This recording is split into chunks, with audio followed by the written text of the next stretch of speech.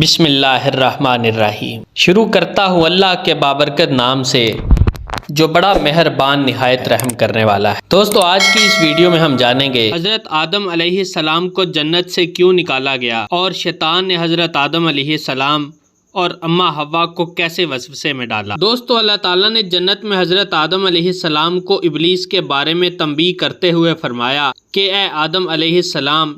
یہ ابلیس یعنی شیطان تیرا اور تیری بیوی کا کھلا دشمن ہے، تو یہ تم دونوں کو جنت سے نکلوا نہ دے۔ اگر ایسا ہوا تو تم مشقت میں پڑ جاؤ گے، یعنی جنت سے نکل کر زمین پر جانا پڑے گا اور پھر وہاں اپنی غذا اور خوراک کے لیے زمین جوتنے،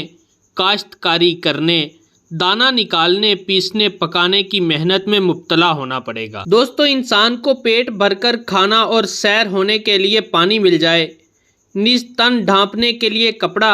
اور دھوپ سے بچنے کے لیے درختوں کا سایہ میسر آ جائے تو یہ بڑی نعمتیں ہیں۔ حضرت آدم علیہ السلام کو یہ نعمتیں جنت میں بغیر کسی محنت اور مشقت کے حاصل تھیں، اور انسان کو ان نعمتوں کی قدر اس وقت ہوتی ہے جب اسے یہ نعمتیں میسر نہ ہوں۔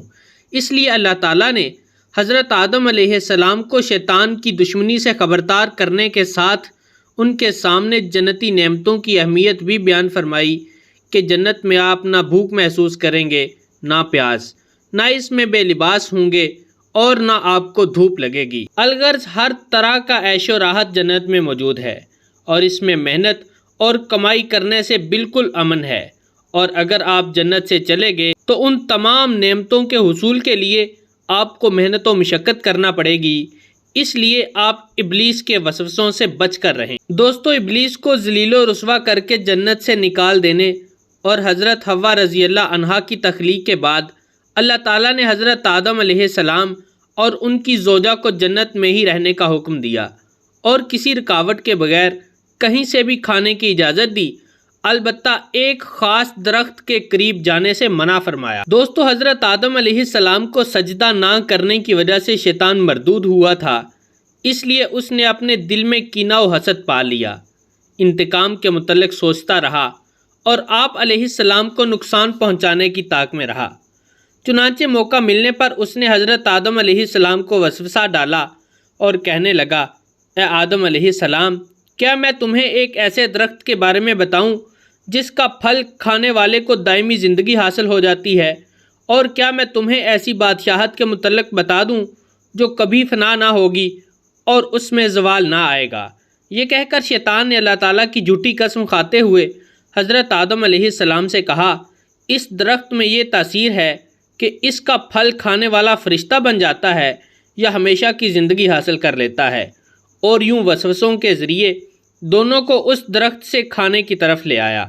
حضرت آدم علیہ السلام کے دل میں چونکہ اللہ تعالیٰ کے نام کی عظمت انتہا درجے کی تھی، اس لیے آپ علیہ السلام کو گمان بھی نہ تھا کہ اللہ تعالیٰ کی قسم کھا کر کوئی جھوٹ بھی بول سکتا ہے۔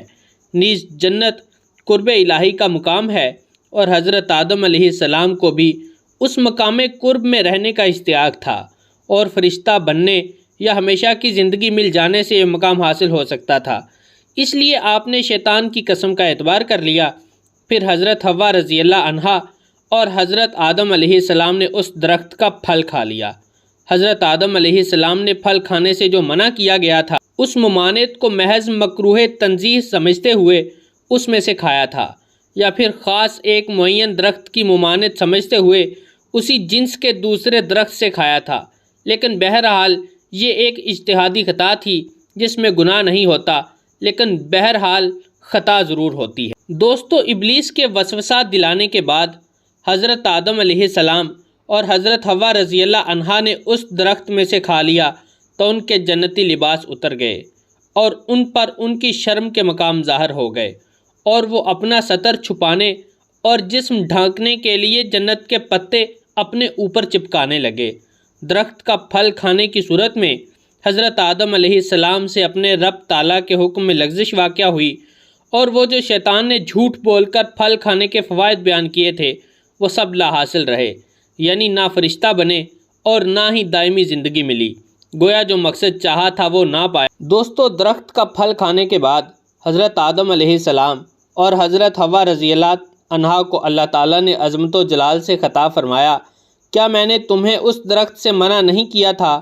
اور میں نے تم سے یہ نہ فرمایا تھا کہ شیطان تمہارا کھلا دشمن ہے۔ دوستو، حضرت آدم علیہ السلام اور حضرت حوا رضی اللہ عنہا نے اپنی خطا کا یعنی اپنی غلطی کا اعتراف کرتے ہوئے بارگاہ الہی میں عرض کی،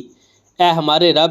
ہم نے اپنی جانوں پر زیادتی کی، اور اگر تو نے ہماری مغفرت نہ فرمائی اور ہم پر رحم نہ فرمایا تو ضرور ہم نقصان والوں میں سے ہو جائیں گے۔ اس غلطی کے بعد حضرت آدم علیہ السلام اور اماں حوا کو جنت کی رہائش چھوڑ کر زمین پر آنا پڑا اور وہاں کی آرام کی زندگی کی جگہ یہاں مشقت کی زندگی اختیار کرنا پڑی۔